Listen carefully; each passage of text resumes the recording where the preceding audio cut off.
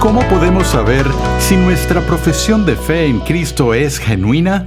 Tomar la decisión de seguir a Jesús, permítanme decirlo tan claramente como pueda, tomar la decisión de seguir a Jesús nunca ha convertido a nadie.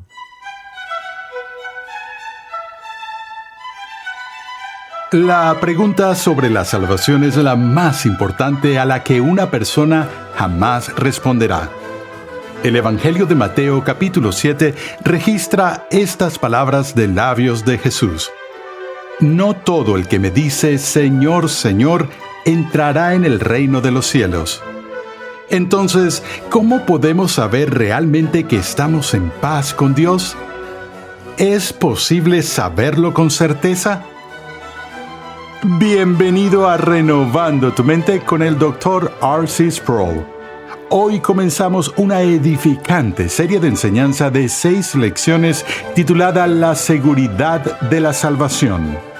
En esta serie, el Dr. Sproul aborda la importancia de vivir en pos de la santidad frente al credulismo fácil de nuestros tiempos y explora la doctrina de la seguridad de la salvación, ayudándonos a explicar la relación entre la vida cristiana y la obra de Cristo a nuestro favor. Algunas religiones enseñan que no se puede estar seguro de la salvación hasta que uno muere y se encuentra con Dios, porque, en su opinión, la salvación se basa en toda una vida de obras. Pero, ¿qué dice la Biblia?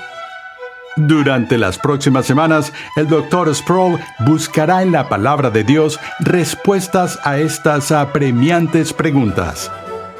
Acompáñame al salón de clases a escuchar una vez más al Dr. R.C. Sproul con una lección titulada El deber de buscar la seguridad de la salvación. Hoy vamos a empezar una nueva serie centrada en el tema de la seguridad de la salvación, que creo que es un tema teológico extremadamente importante para estudiar, no solo para que podamos satisfacer nuestros intereses en la investigación teológica o la curiosidad, sino que esta es una pregunta que afecta cómo vivimos como cristianos, porque tiene un tremendo impacto en nuestra razón, nuestros sentimientos, nuestro consuelo y nuestro comportamiento como cristianos, para que se asiente en nuestras vidas si estamos o no en un estado de gracia. Me gustaría empezar esta serie en particular dirigiendo tu atención a un texto en el Nuevo Testamento que creo que es uno de los textos más aterradores que podemos ver en la Biblia, y viene de los labios de Jesús al final del Sermón del Monte. Tendemos a pensar en el Sermón del Monte como una proclamación estrictamente optimista que Jesús hizo, donde habla de las bienaventuranzas, bienaventurados los que hacen esto y bienaventurados los que hacen aquello. Jesús tiene esta reputación, debido al Sermón del Monte, de no ser solo un predicador popular, sino uno que resalta lo positivo en lugar de lo negativo. Lo que a menudo se pasa por alto es el clímax de este sermón que leemos en el versículo 21 del capítulo 7 del Evangelio de Mateo, donde Jesús dice: no todo el que me dice Señor, Señor, entrará en el reino de los cielos, sino el que hace la voluntad de mi Padre que está en los cielos. Muchos me dirán en aquel día: Señor, Señor, ¿no profetizamos en tu nombre? Y en tu nombre echamos fuera demonios, y en tu nombre hicimos muchos milagros. Entonces les declararé: jamás los conocí, apártense de mí los que practican la iniquidad. Aquí Jesús nos da una vista previa del juicio final, donde dice que la gente vendrá a Él, dirigiéndose a Él con el título Señor, Señor, que veremos en un momento. Y estas personas le dirán a Jesús: Señor, hicimos todas estas maravillas en tu nombre, te servimos, predicamos en tu nombre, echamos fuera demonios, hicimos todas estas cosas. Y Jesús dijo: iré a estas personas y les diré: por favor, váyanse. No solo dice: no les conozco, sino que dijo, jamás los conocí. Los que practican la iniquidad o maldad o impiedad en otras traducciones. Lo que encuentro particularmente conmovedor sobre esta aterradora advertencia que Jesús le da a la iglesia es que él empieza diciendo, no todo el que me dice, Señor, Señor, entrará en el reino. Luego repite eso diciendo, muchos me dirán en aquel día, Señor, Señor. En otro contexto, en otra serie que hicimos en Ligonier, analicé en gran detalle la importancia de la repetición del título Señor. Solo hay unas 15 apariciones en toda la Escritura donde se dirigen a alguien por la repetición de su nombre. ¿Recuerdan cuando Abraham estaba en el monte Moria y estaba listo para clavar el cuchillo en el pecho de su hijo? Dios interviene en el último segundo y dice, Abraham, Abraham, no extiendas tu mano contra tu hijo. Cuando Dios le habla a Moisés desde la zarza ardiente en el desierto madianita, se dirige a él diciendo, Moisés, Moisés, y vemos aquel momento que Jacob tuvo miedo de bajar a Egipto y Dios le habla diciendo, Jacob, Jacob, la voz del cielo llamando a Samuel en medio de la noche, Samuel, Samuel, y otros así. Vemos eso a lo largo del Antiguo Testamento. En el Nuevo Testamento, ¿recuerdan cuando Saulo es confrontado por Jesús en el camino a Damasco? Cristo lo llama diciendo, Saulo, Saulo, ¿por qué me persigues? Cuando él tuvo que reprender a Marta en Betania, cuando le dijo, Marta, Marta. Y a Pedro, cuando Pedro dijo que sería fuerte todo el tiempo, dijo, Simón, Simón, Satanás quiere zarandearlos como trigo. Incluso el lamento de Jesús por la ciudad de Jerusalén cuando clama, oh Jerusalén, Jerusalén, tú que matas a los profetas y apedreas a los que te han enviado, ¿cuántas veces te habría reunido conmigo como la gallina reúne a sus pollitos? Pero tú no quisiste, por supuesto. Lo más conmovedor en las Escrituras es en la cruz, cuando Cristo clama, Elí, Elí, lema sabactani, Dios mío, ¿por qué me has abandonado? Y hay muchas otras más. Elías, Eliseo, cuando ve venir al ángel, el carro de fuego y demás. Pero esta rara estructura gramatical tiene una importancia en la lengua hebrea. Cuando alguien repite la forma personal de dirigirse, sugiere y comunica una relación personal íntima con la persona a la que se dirige. Lo que Jesús está diciendo es que en el último día no solo la gente vendrá a Él y le dirá, Señor, te pertenecemos, somos tuyos, sino que dijo que se dirigirán a Él en términos de intimidad personal. Usarán esta forma de dirigirse diciendo, Señor, Señor, como si lo conocieran de una manera profunda, personal y espiritual. Y Jesús les va a decir, por favor váyanse, no sé quiénes son. Ustedes que practican la iniquidad. De nuevo, lo que Jesús está diciendo aquí es que hay muchas personas que profesan ser cristianos, que usan el nombre de Cristo, lo llaman por su título exaltado, Señor, que no están en el reino de Dios, que no le pertenecen a Él y que no llegarían a pasar el juicio final. Por eso digo que eso es aterrador, porque estas no son personas que él está describiendo que están al margen de la iglesia, sino que son personas que están inmersas en la vida de la iglesia y participan mucho en el ministerio de la iglesia y tal vez tienen una reputación por ser cristianos profesos que Jesús no conoce y que Jesús desterrará de su reino. Ahora, la razón por la que mencioné esto al principio es que cuando hacemos una profesión de fe como cristianos, tenemos que hacernos una pregunta. ¿Cómo sabemos que no estaremos entre este grupo de personas que en el juicio final vendrán esperando la entrada en el reino, dirigiéndose a Jesús en términos íntimos y luego ser expulsados. ¿Cómo sabemos que nuestra confianza en nuestro estado espiritual, que estamos en un estado de gracia, es sana y genuina?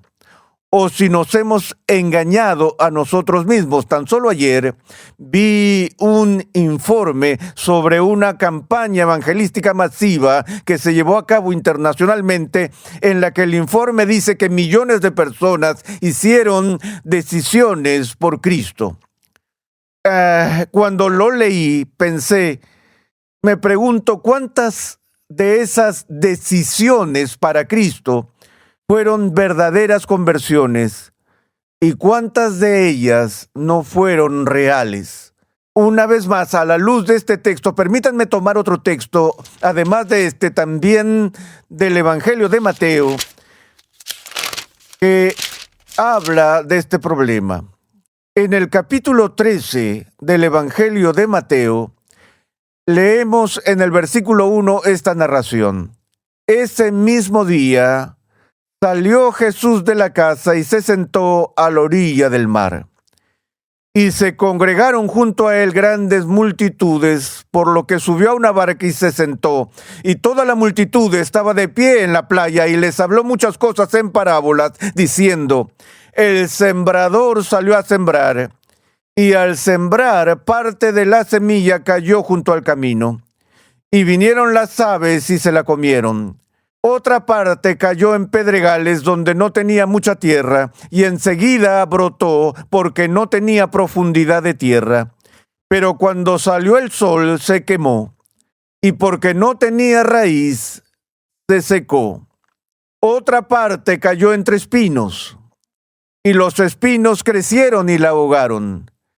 Y otra parte cayó en tierra buena y dio fruto, algunas semillas a 100 por uno, otras a 60 y otras a 30. Luego Jesús dijo: el que tiene oídos que oiga. En primer lugar, notemos el contexto inmediato de esta famosa parábola del sembrador. Lo que viene justo antes, en el versículo 48 del texto, es, en el versículo 47, alguien le dice a Jesús: mira, tu madre y tus hermanos están afuera y te quieren hablar. Pero Jesús respondió al que le informó: ¿quién es mi madre? ¿Y quiénes son mis hermanos? Y extendiendo la mano hacia sus discípulos dijo: miren, aquí están mi madre y mis hermanos, porque cualquiera que hace la voluntad de mi Padre que está en los cielos, ese es mi hermano y mi hermana y mi madre. Nota lo que él está diciendo, es que el verdadero hermano de Cristo es el que hace la voluntad del Padre. No solo uno que tomó la decisión de seguir a Jesús. Siempre tengan en cuenta que nadie obligó a Judas a convertirse en discípulo. Judas eligió seguir a Jesús.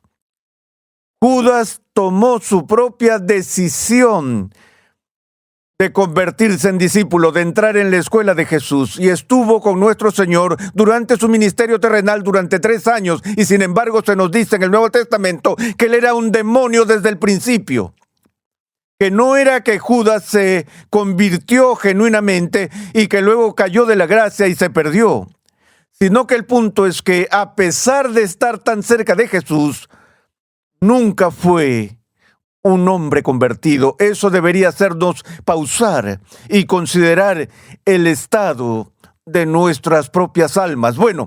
Unos versículos más adelante, después de que Jesús da la parábola del sembrador, él da una explicación de la misma. Esta es una de las pocas veces que eso sucede en el Nuevo Testamento, y también esta parábola fluye de una manera diferente de la instrucción parabólica normal. La regla habitual para interpretar parábolas es que las parábolas generalmente tienen un punto. Y es algo muy peligroso convertir todas estas parábolas en alegorías, donde las alegorías tienen un significado simbólico esparcido a lo largo de la historia.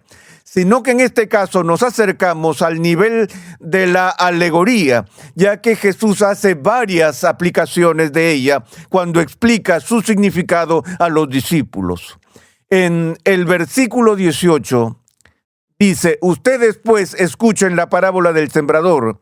A todo el que oye la palabra del reino y no la entiende, el maligno viene y arrebata lo que fue sembrado en su corazón. Este es aquel en quien se sembró la semilla junto al camino. Así que el primer grupo del que habla son aquellos donde la semilla es arrojada y cae en el camino y no tiene lugar para echar raíces. No echa raíces en lo absoluto y las aves vienen y se comen esa semilla. Porque en la antigüedad la semilla se sembraba primero y luego se araba el suelo. Y a veces la semilla caía en el camino y no se araba debajo, no había forma de echar raíces, y esa semilla sobrante simplemente sería devorada por las aves. Jesús compara esto con que las aves representan a Satanás, de modo que esta semilla es algo que no echa raíces en lo absoluto.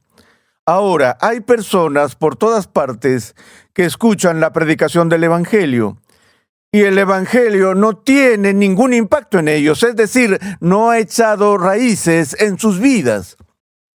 Pero no solo se detiene allí. Jesús continúa diciendo: aquel en quien se sembró la semilla en pedregales, este es el que oye la palabra y enseguida la recibe con gozo, pero no tiene raíz profunda en sí mismo.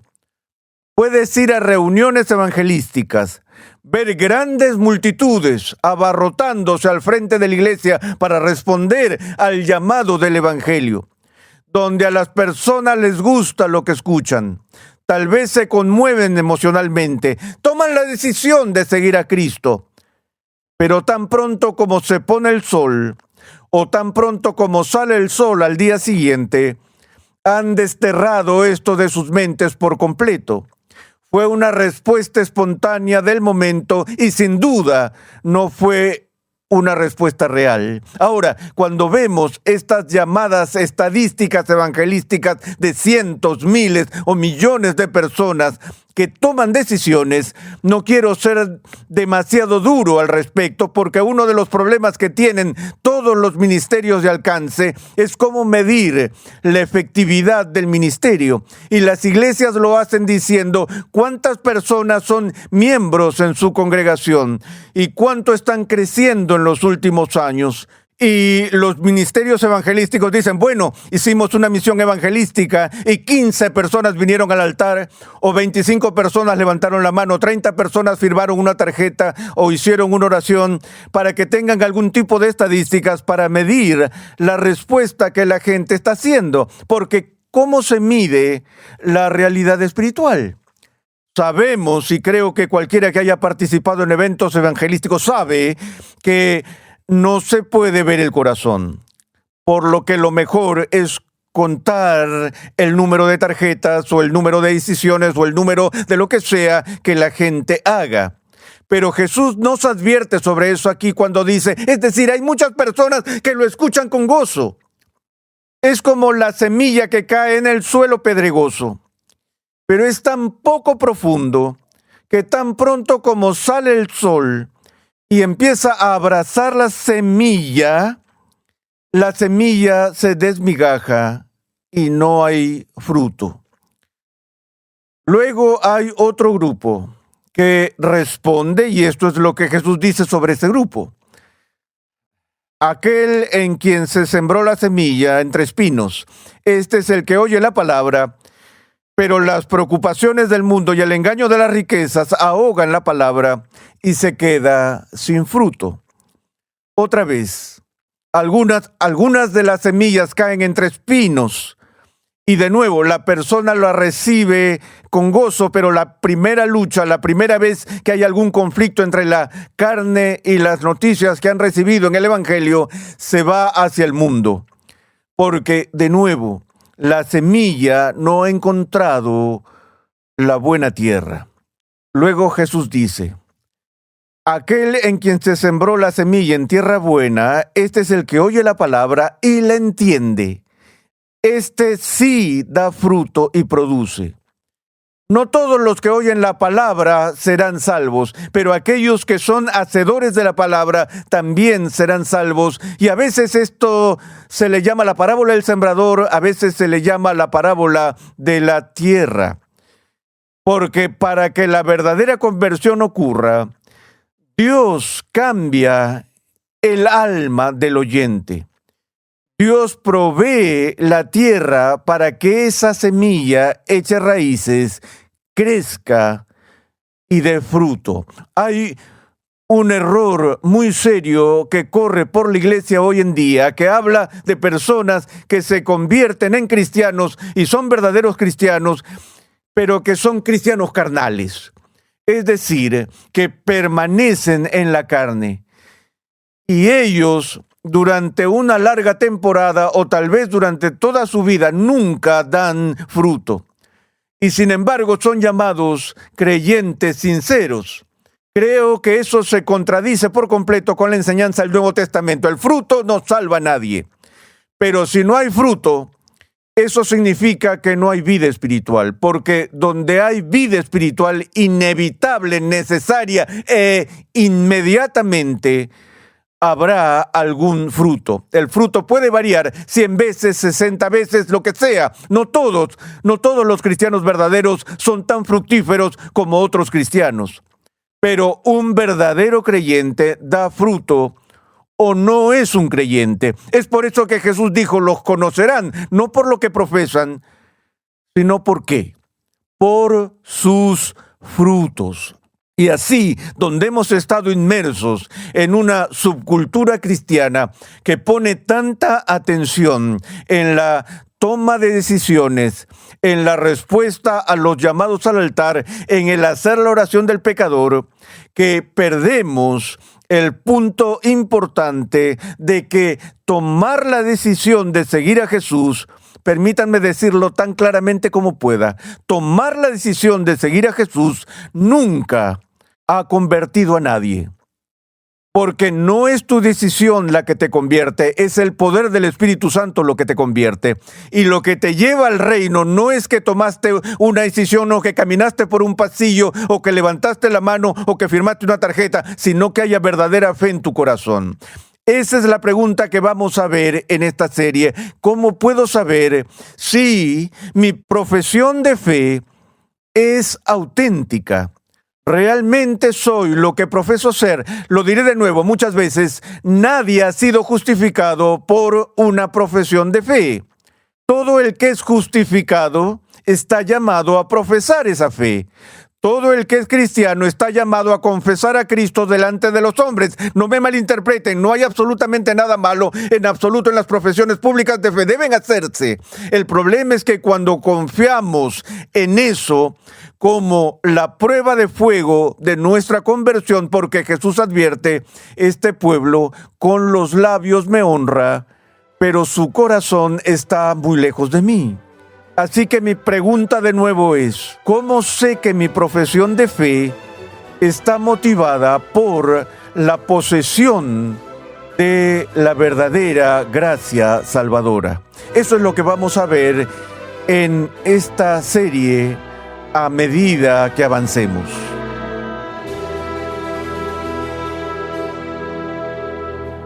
El Dr. R.C. Sproul prepara el escenario para esta nueva serie, La seguridad de la salvación. Te invitamos a visitar nuestra página web, donde podrás solicitar gratuitamente la guía de estudio de esta nueva serie. Recuerda que Conexión Ligonier permite a cristianos en crecimiento estudiar en línea gracias a una amplia biblioteca de cursos interactivos en video impartidos por el fundador de Ministerios Ligonier, el Dr. R.C. Sproul, y otros destacados pastores, teólogos y expositores cristianos. Cada curso contiene herramientas de estudio para ayudarte a aplicar lo que estás aprendiendo, incluyendo pruebas opcionales, preguntas de discusión, así como también la facilidad de visualizar tu avance en cada paso. Tienes la flexibilidad de tomar todos los cursos que quieras, cuando y donde quieras y al ritmo que más te convenga. Para más información, visita conexionligonier.com.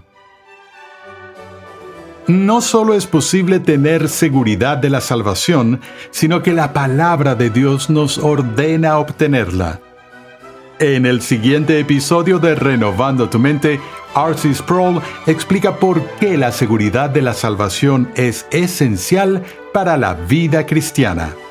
Cuando hablo con personas que se inquietan con esta pregunta y que luchan con el concepto de la elección, yo les digo, no puedo pensar en ninguna pregunta más importante para que se resuelva en tu vida cristiana que esta pregunta. ¿Estoy contado entre los elegidos? Renovando tu Mente es una producción de los Ministerios Ligonier, la confraternidad de enseñanza fundada por el Dr. R.C. Sproul. Nuestra misión, pasión y propósito es ayudar a las personas a crecer en su conocimiento de Dios y su santidad.